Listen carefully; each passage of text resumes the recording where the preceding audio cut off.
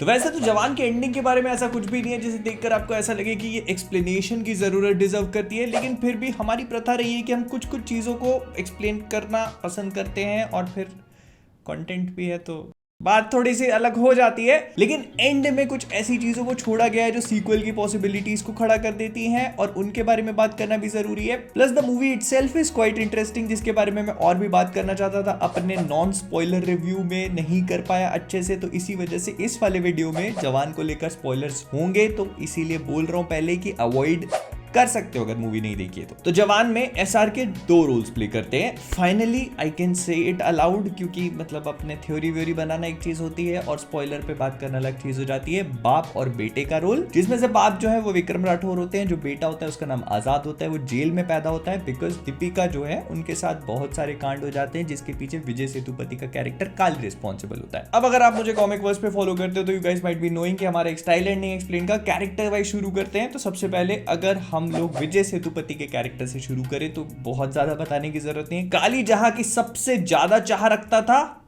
वहीं चला गया और poetic justice kind of way में किया गया इस चीज को, which I actually like. I mean वो जो पूरी सीक्वेंस क्रिएट करी थी जिसमें काली को बहुत ज्यादा इविल दिखाने की कोशिश करी थी, जब वो विक्रम राठौर को मारता है बहुत ब्रूटल तरीके से और प्लेन से फेंक देता है, जब वो इन लोग के घर पहुंचता है, डॉग को शूट करने वाली चीज को देखकर मैं समझ गया कि ये सबसे ज्यादा हरामी आदमी है। जॉन विक मोमेंट हो गया वो मेरे लिए, और उसको देखकर मैं समझ गया कि इससे ज्यादा हरामी कोई हो नहीं सकता। फिर इसके बाद विक्रम राठौर को प्लेन से फेंकने वाली चीज, और उसके भी ऊपर से जेल में पहले विक्रम राठौर बन के दीपिका से मिलना, मतलब उसके दिल में होप जगा देना कि उसका पति अभी भी जिंदा है, एंड देन उसको फांसी दिलवाना was the worst of it all. और फिर जैसे वो चीजों को एक्सप्लेन करना शुरू करता है कि झटक चटक और वो ऐसे जीप करके, तो दैट वाज क्वाइट ब्रूटल। और फिर वही सेम चीज जब उसके साथ लास्ट में होती है तो वो देखने में मजा आता है और काफी सेटिस्फैक्टरी फीलिंग मिलती है आपको।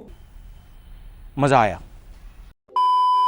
तो ये बात क्लियर हो चुकी है कि इस कैरेक्टर का इस यूनिवर्स में और इस फ्रेंचाइजी में कोई भी फ्यूचर नहीं है, क्योंकि ये निपट चुके हैं। इसके बाद आती हैं दीपिका, जिनका भी कुछ फ्यूचर बचा नहीं है क्योंकि वो भी निपट चुकी हैं। ऑल्दो उनकी स्क्रीन परफॉर्मेंस बाकी मूवीज की तरह इस मूवी में भी बहुत तगड़ी थी। जब वो स्क्रीन पे आती है पूरा टाइम उन्हीं के ऊपर ध्यान रहता है। लेकिन मूविंग ऑन, अगर हम उन 6 लड़कियों के बारे में बात करें तो प्रिया मनी की जो कैरेक्टर थी उसकी डेथ हो जाती है। उसके अलावा जो 5 लड़कियां बचती हैं वो सारी की सारी अभी भी आजाद की टीम में मौजूद हैं। हम लोग आगे देखते हैं मूवी के एंड में कि वो सब लोग भी वहीं पर हैं जहां पर आजाद चिल कर रहा है अपने डैड के साथ में, और उनकी मेमोरी भी वापस आ चुकी है जिसके ऊपर हम आगे बात करेंगे। तो 5 मेंबर अभी भी आजाद की टीम में मौजूद है और वो लोग आइलैंड वाइलैंड जहां पर भी थे क्लोज लोकेशन पे चिल कर रहे थे, और आखिरी में गाना वाना होता है। लेकिन अभी 6ठी मेंबर भी एंड में ऐड हो जाती है जिनका नाम नयनतारा होता है। और क्योंकि अब वो आजाद की वाइफ है और पूरी दुनिया को पता चल चुका है कि उस जेल का जेलर आजाद जो था वो सीक्रेटली इतना बड़ा काम कर रहा था, तो कोई भी उनको जेलर की पोस्ट पे रहने तो देगा नहीं। और ऑफ कोर्स नयनतारा जो उनकी वाइफ है वो पुलिस फोर्स में नहीं रहेंगी, तो मतलब दोनों की नौकरियां जा चुकी हैं, तो अब उनके पास बस यही काम बचा है। कुछ मनी हाइस्ट जैसा हो गया, but still we understand. Speaking of which, अगर हम लगे हाथ आजाद के बारे में भी बात कर ले तो हमको एंड में ये पता चलता है कि आजाद जो कि इतना सब कुछ प्लान कर रहा था, उसके प्लान में 6 नहीं बल्कि 1 बंदा और भी था जो हमको आखिरी में पता चलता है, और वो होता संजय दत्त। मतलब संजय दत्त का जो कैरेक्टर होता है वो नेगोशिएशन कराने के बहाने से आता है, लेकिन वो होता एक्चुअली आजाद की टीम में। और आजाद ये जो सारे के सारे सोशल इश्यूज कर रहा था वो अपने माँ के कहने पे कर रहा था, because he wanted to prove कि उसके पिता विक्रम राठौर जो है उनके ऊपर गलत इल्जाम लगाया गया है। ऑल्दो वो उस चीज को बहुत अच्छी तरह से प्रूव नहीं कर पाता, बस एक स्पीच दे करके छोड़ देता है। और दुनिया की नजरों में वो भले ही रॉबिनहुड नाम का हीरो बन चुका हो, लेकिन पुलिस फोर्स और गवर्नमेंट की नजरों में अभी भी एक ऑफेंडर है, जिस वजह से वो सेफली एक जगह पे नहीं रह सकता, उसको कॉन्स्टेंटली इधर उधर भागते रहना पड़ेगा। And that is where Sanjay Dutt का कैरेक्टर कम्स इन। तो किसी को भी, मतलब इंक्लूडिंग अस, हम लोग को ये बात नहीं पता थी कि संजय दत्त जो है वो आजाद के साथ शुरू से ही उसके प्लान में मिले हुए हैं, और इन लोगों ने हर एक चीज स्टार्टिंग से प्लान करी हुई थी, तभी वो इतनी सारी चीजों को सक्सेसफुली एग्जीक्यूट कर रहे थे। हु नोज, आई मीन ये चीज मेरे दिमाग की सिर्फ एक थ्योरी है, लेकिन आजाद ने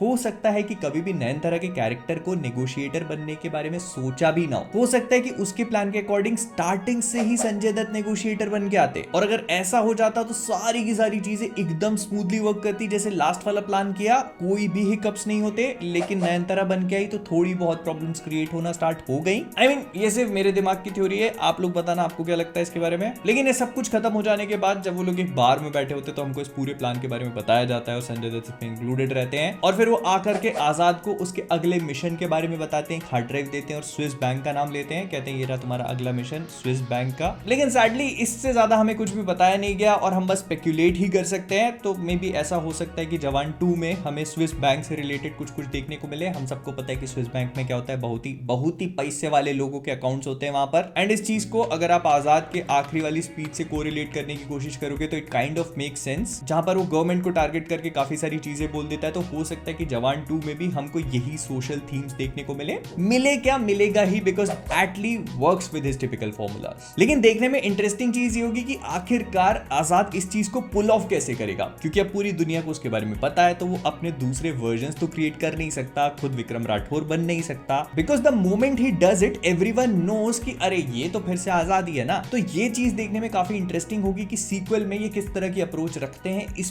पूरी रॉबिनहुड वाली चीज को लेकर के। Plus there was also one thing जो मेरे दिमाग में चल रही थी, और वो था कि हमें इसमें थलापति विजय का कैमियो भी देखने को मिल सकता है, क्योंकि एटली के फेवरेट एक्टर है वो। उनके साथ वो अपनी मेजॉरिटी ऑफ मूवीज बना चुके हैं और थेरी में वो खुद भी पुलिस ऑफिसर बने थे। और जब वो नेगोशिएशन वाला पार्ट होता है क्लाइमैक्स में, तो मुझे लग रहा था कि यहाँ पर उन्हीं की एंट्री होगी, बट नहीं, संजय दत्त को लेके आया गया। तो मे भी ऐसा हो सकता है कि सीक्वल में हमें वो देखने को मिल जाए और उसके थ्रू ही अपना पूरा यूनिवर्स क्रिएट कर पाएंगे। जैसे कि रोहित शेट्टी का कॉप यूनिवर्स है, लोकी सिनेमैटिक यूनिवर्स है, स्पाई यूनिवर्स है, और भी बहुत सारे बनते चले जा रहे हैं। लेकिन इसके बाद अगर बात करें मूवी के सबसे बैड एस कैरेक्टर के बारे में, मतलब विक्रम राठौर, जो SRK का सबसे ज्यादा खतरनाक वर्जन था for me, which actually made जवान वर्क। तो बेसिकली इस बंदे को रेट्रोग्रेड एमनीशिया होता है, मतलब जो इंसिडेंट हुआ था उसके पहले की मेमोरीज पूरी तरह से गायब हो जाती है, इंक्लूडिंग हिज ओन नेम। तो इनको कुछ भी याद नहीं रहता लगभग 30 सालों तक। और उसका रीजन भी बहुत सिंपल है, विजय सेतुपति, जिसकी वजह से वो अपनी बीवी, जो कि इतने सालों तक जिंदा रहती है, अपने बेटे को तक जन्म दे देती है, उससे तक नहीं मिल पाते। अगर शायद याद रहता तो कुछ कर पाते उसके बारे में। लेकिन फिर जिस तरह से चीजें दिखाई गई हैं वो भी काफी इंटरेस्टिंग है, क्योंकि जब वो आजाद से मिलते हैं तो इमीडिएटली उनकी मेमोरीज ट्रिगर नहीं होती, उनकी मेमोरी ट्रिगर होती है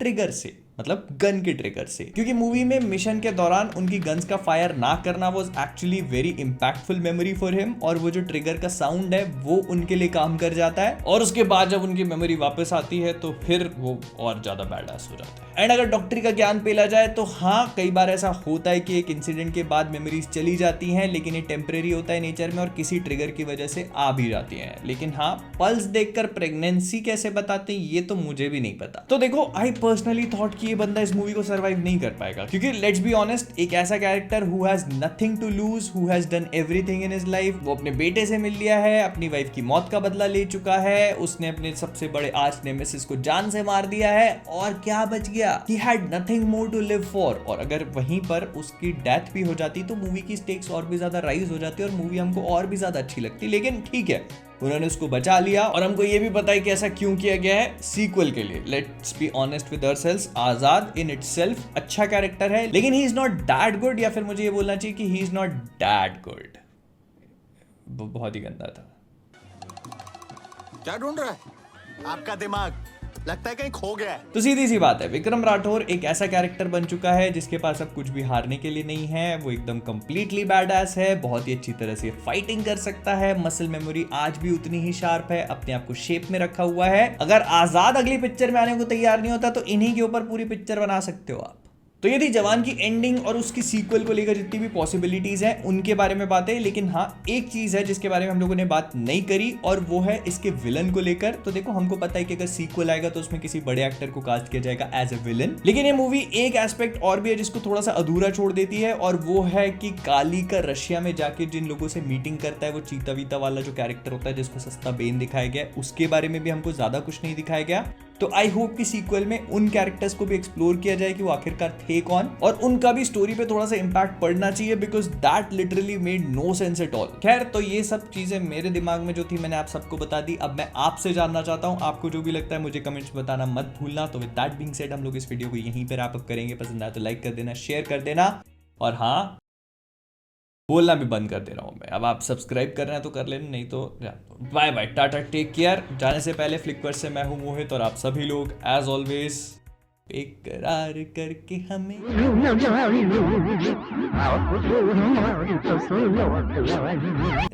जाओ भाई यार, बाय।